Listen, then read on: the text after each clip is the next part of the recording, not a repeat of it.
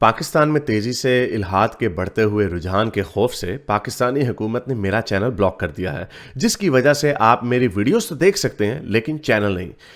इसको दूर करने के लिए आप YouTube पर अपनी प्रोफाइल पर क्लिक कीजिए और अपनी लोकेशन को पाकिस्तान से बदलकर कोई और मुहज्जब मुल्क जहां आज़ादी सोच पर कोई पाबंदी नहीं उसे चूज कर लें। अगर आप आईफोन यूज करते हैं तो इसी तरह अपनी प्रोफाइल पर टैप करें, फिर सेटिंग्स में जाएं, फिर जनरल और फिर लोकेशन से कोई अच्छा सा मुहज्जब मुल्क चूज कर लें।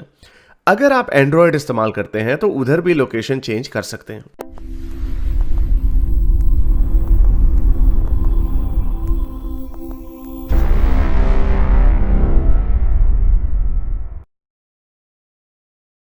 अब हुआ ये कि देसी न्यू लास्ट वीक गए मुफ्ती यासिर के पास, शायद स्टोक ने देखा होगा। वो पानी के अर्श पे एक बंदे ने कॉल पूछा, ठीक है। अब ये जो खातून मुफ्ती यासिर का कह रही है ना कि आप उनसे जवाब ले लिया करो, अब उनके जवाब चेक करें। तो देसी न्यू ने उनको फंसा लिया था बकौल हमारे, लेकिन मुसलमान कह रहे हैं कि नहीं, मुफ्ती यासिर ने लॉजिकल जवाब दिया, और खातून ने अपने चैनल पे भी डाला है। अच्छा, हुआ ये कि भाई पानी के अर्श पे गए देसी न्यू, उन्होंने पूछा भाई ये क्या बोंगी है, पानी के अर्श कैसा है, और ये भी पूछा दोनों राइट हैंड क्यों है अल्लाह के, लेफ्ट हैंड क्यों नहीं है। तो मुफ्ती यासिर ने, और फिर देसी न्यू ने बोला मैंने 41 की एज में ना इस्लाम छोड़ दिया था। तो मुफ्ती यासिर ने बोला ओके, आप असल में लॉजिकल नहीं है, जो क्रिश्चियनिटी में लीप ऑफ फेथ है। मुफ्ती साहब ने कहा क्रिश्चियनिटी में लीप ऑफ फेथ होता है कि अंधा होके मानो, लेकिन इस्लाम में अंधा होके नहीं मानो, लॉजिकल मानो। और उन्हें पानी के अर्श जब पूछा देसी न्यू ने कि फिर पानी का अर्श का अंधा होके हम क्यों माने, ये तो कोई लॉजिक ही नहीं। वहां पे वही बात उन्होंने कह दी, हम अल्लाह को पूरा नहीं समझ सकते, वो कोई 10-15 मिनट की कन्वर्सेशन है। अब वो अच्छा, फिर समझ कहते रहे हम नहीं हैं समझ सकते। अच्छा, हाँ उनका लुबे लुबाब ये था, उन्होंने हैवी जी, वाटर वगैरह की बोंगी नहीं मारी, उन्होंने कहा हम समझ नहीं सकते, तो फिर क्यों बिल्कुल कहते हो कह कि रहे लॉजिकल है? हाँ। अब यानी ईसाइयत का उनको बोंगी लीप ऑफ फेथ नजर आ रही है। वो देसी ने उनको पकड़ लिया था जबरदस्त तरीके से, और अपना जो हम समझ, यानी वो कह रहे हैं अगर हम अल्लाह को समझ जाएं तो हम इसका मतलब हम अल्लाह हैं, और अगर अल्लाह को नहीं समझ सकते इसका मतलब हम लिमिटेड हैं। तो देसी ने बोला तो वो क्या, कौन सा आर्गुमेंट है, सर्कुलर आर्गुमेंट है ना। तो कोई हम्म। जवाब नहीं था। इन अदर वर्ड्स मुफ्ती यासिर साहब के भी सवाल कोई ऐसे नहीं होते, लेकिन इनको अच्छे लगते हैं। तो मैं आखिर में यही बोलूंगा कि भाई कायनात की एक कोई लिमिट होगी, अहमकानापन की कोई लिमिट नहीं है। ये हदीसें देख के भी कोई खातून डिफेंड कर रही है ना, तो मैं अफसोस कर सकता हूँ। ये बात थी हारिस। हम्म। सही बात है। हाजिक दावा कह रहे हैं इब्न शैबा की हदीस के वाइफ अगर शोहर का जख्म चाट ले, ये है बीवी का स्टेटस। हाँ, ये इब्न शैबा की हदीस है, मैंने सुनी हुई है, मैंने वैसे देखी नहीं है स्टोरी। आपने सुनी हुई है ये वाली हदीस कि औरत जख्म चाट ले? मैंने मौलवी के मुंह से किसी से सुनी हुई है कि इस पस तरह की वाला और जख्म। हाँ, इस तरह की चीजें मिलती हैं जहाँ पे स्टेटस का बहुत फर्क है। एक और हदीस में भी ये भी आता है कि अगर मेरी उम्मत में सजदा जायज होता तो मैं हाँ, बीवियों से कहता कि अपने खामदों को सजदा करे। तो ऑब्वियसली ये इतना फुल। ब्लेटेंट है, ये जो मिसोजिनी है इतनी ज्यादा खुलेआम है कि इसको इग्नोर किया नहीं जा सकता। और जो औरतें डिफेंड करती हैं, वो मैं तो यही कहूंगा कि उनके वो बेड़े गर्क हुए हैं। जिस तरह बेड़े मुफ्ती गलत साहब हुआ हम पे में, इल्जाम और इसको लगाते ना हैं ना, स्टॉकहोम सिंड्रोम। जिस जिस तरह हाँ मुफ्ती साहब हम पे इल्जाम लगाते हैं ना कि ये जो जो मजहब पे बिलीव नहीं करते, गैर मजहबी जो लोग हैं, ये ट्रॉमा, ये पागल हैं, तो हम फिर यही करेंगे कि आपकी औरतें जो है ना, फिर वो भी उनको भी कोई औरतें तो पागल हैं ही समझे। हैं, लेकिन मुफ्ती साहब खुद, ये लोग बेवकूफ हैं। हम तो, हाँ, खैर हम भी इनको बेवकूफी समझते हैं, हमको इनको आइंस्टाइन समझते हैं, आइंस्टाइन। नहीं, लेकिन हम इसको कोशिश करते हैं ना कि हम आइडियोलॉजी के अंदर और लोगों के अंदर फर्क करवा रख सकें। हमारी हमेशा ये कोशिश होती है, लेकिन ये लोग नहीं करते। इन्होंने लास्ट टाइम इसी पे की है, इन्होंने इंसानों पे बात की है कि ये पागल, ये ट्रॉमा, ये फलाना, है ना? ये टमकाने। हाँ हाँ, है ना? बिल्कुल। हम पे तो मैं ट्रॉमा वो पर्सनल हुआ अटैक, वैसे। पर्सनल बेहतर अटैक करते हैं एक्सपेक्ट। हैसियत पर ये लोग। हाँ, बिल्कुल। और वो मजे अरे की बात, ट्रॉमा। हारिस उन्होंने सारी साइड्स कवर कर ली। वो कहते हैं ये या तो इनको पता होता है कि ये पागल है, यानी कि ट्रॉमेटिक है, और कभी-कभार ये डिनायल मोड में होते हैं, यानी कि अच्छा, हर तरफ से कि ये हर कहेंगे कि तरफ। नहीं, मानेंगे हाँ, नहीं यार। या तो, हाँ, यानी हर तरफ वही वही वही वो अल्लाह वाली बात हो गई कि चित आ गई तो मैं जीत गया, पट आ गई तो तुम हार गए। हाँ, एग्ज़ैक्टली। हर तरफ से अपनी गेम, ऐसी मंतकी तौर पे। तो असल में इनके बेचारों के बेड़े गर्क इसलिए हुए हैं ना, लोग इनकी बुलशिट को मान नहीं रहे। मजे की बात ये है, सबसे ज्यादा जो अब्यूज्ड है ना जो लोग, वो मुसलमान है इस्लाम के हाथों। बिल्कुल जितने मौलवी हैं आपके, जितने और गोरे चिट्टे मौलवी, जितना गोरा चिट्टा मुफ्ती होगा ना उतना नूरानी नहीं नहीं नहीं, लेकिन वो जितना नूरानी होगा ना वो उतना ही मौलवी, वो भी तो बचपन में से कहीं में मदरसा गुजारा होगा ना। Not that I am actually trivializing it, लेकिन मैं ये आपको बात कह रहा हूँ कि इट्स क्वाइट पॉसिबल कि these are going through the trauma. और गालिब इसके ऊपर बड़ा अच्छा पॉइंट रखता है कि जब, और and I buy into it now, पहले मैं समझता था शायद maybe you know we just saying it out of spite, लेकिन it makes a lot of sense.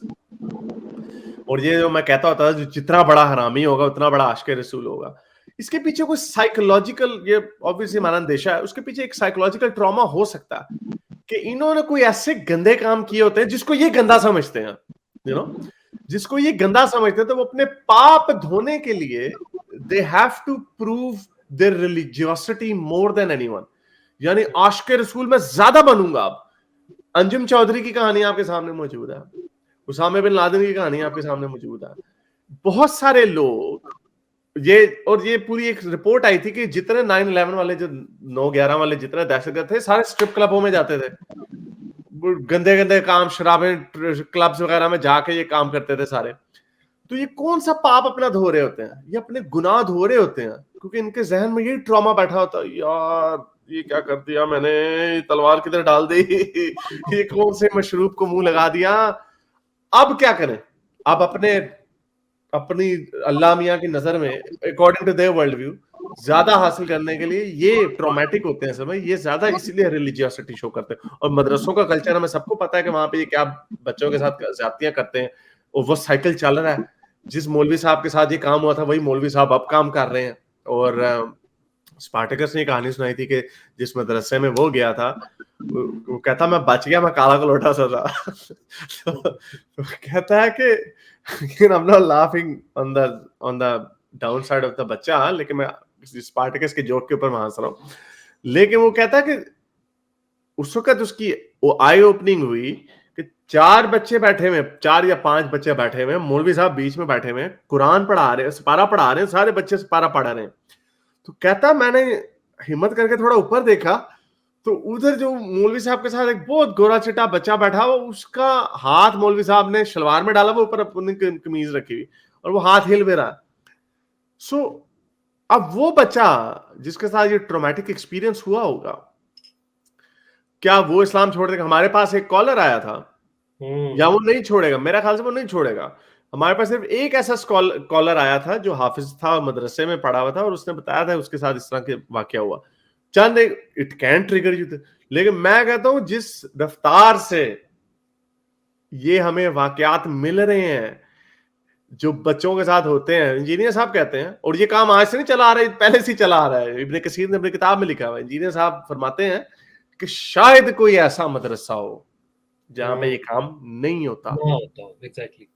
अब आप देखें कितने बच्चों के साथ ये होता है, वो सारे बच्चे मुसलमान हैं, तो फिर ट्रॉमेटिक कौन हुआ फिर? है मैं तो कभी मदरसे नहीं गया, मेरा ख्याल स्टोइक आप भी कभी मदरसे नहीं गए, मेरा ख्याल गुलजार भाई भी कभी मदरसा नहीं गए, और हाँ स्पार्टकस गया, लेकिन बकौल उसके वो काला कलोटा था, बच गया।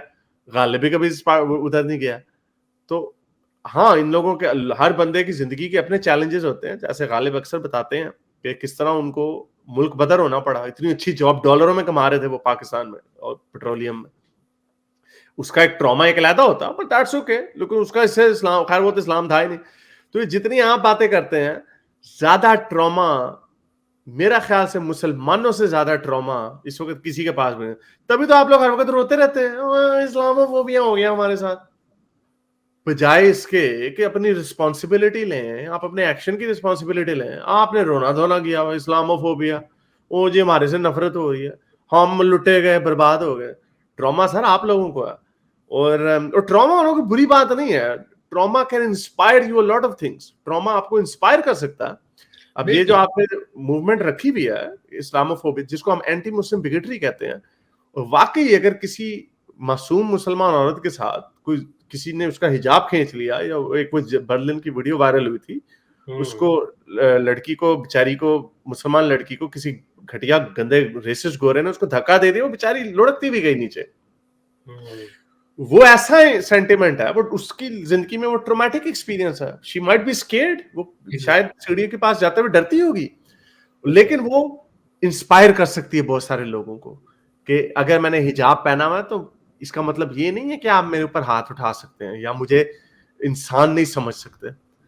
तो ट्रॉमा भी होना कोई बुरी बात नहीं है। इसीलिए अगर मदरसे से, मुझे इस चीज का पूरा यकीन है कि ये कैथोलिक चर्च में यही हुआ, 90s में ये केसेस सामने आना शुरू हुए। अब वो लोगों जब पता हर हफ्ते कोई ना कोई प्रीस्ट पकड़ा जा रहा होता, 1980 में उसने कोई काम किया था, तो ये काम होपफुली जो अवेयरनेस आएगी, माँ बाप को अवेयरनेस आएगी। माँ बाप तो मानते नहीं होते थे, मौलवी साहब कैसे ये काम कर सकते हैं।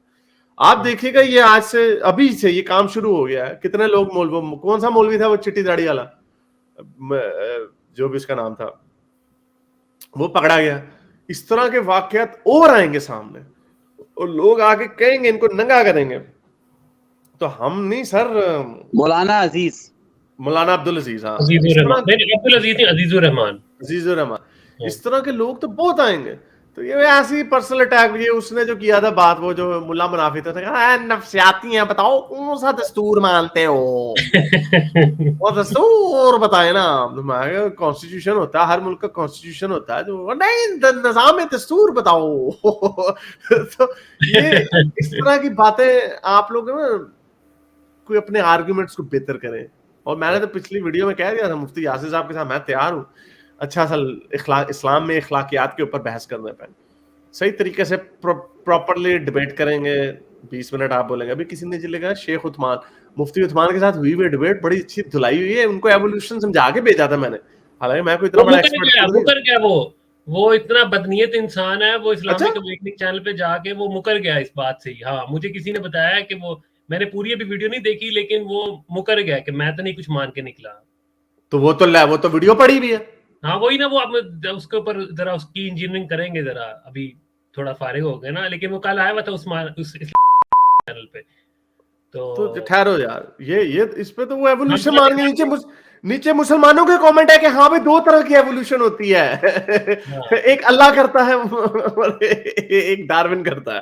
तो यार ये क्या है यार, ये क्या लोग हैं यार। ये हाजिक ने लिखा है कि वो कह रहे थे कि मैंने हारिस का एवोल्यूशन सिखाया। ये हाजिक का कमेंट आया है।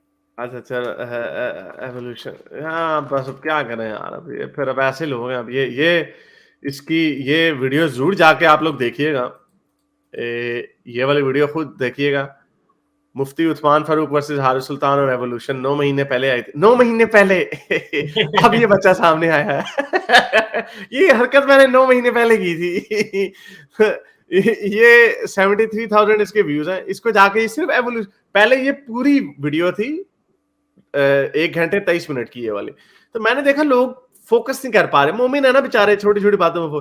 फिर मैंने इसका एवोल्यूशन वाला हिस्सा लहदा से डाला जो कि 25 मिनट का। इसको जाकर सुनिएगा और देखिएगा। मुफ्ती साहब ये जिस तरह हाथ रख के बैठे हुए ना, ऐसे ही सुन रहे थे। इनको एवोल्यूशन का कुछ भी नहीं पता था और आहिस्ता आहिस्ता मानते गए। खुद बी द गेस्ट, छोड़ रहे। मैंने क्या कह रहा हूँ, यानी अगर वो बंदा जो है, जो जोकर जो है, किसके चैनल पे गए, जिसके भी चैनल पे गए, अगर उसने भी उसके सामने सवाल रखा, तो इसका मतलब ही ऑल्सो बिलीव्ड कि वो मान गए थे। तो ये अब क्या करें यार, अब मुनाफिक लोग हैं, अब क्या करें लोग। मेरे इस नेक काम को जारी रखने के लिए मुझे पेपैल या पेट्रियन पे जरूर सपोर्ट कीजिए, ताकि मैं अपना पैगाम ज्यादा से ज्यादा लोगों तक पहुंचा सकूं।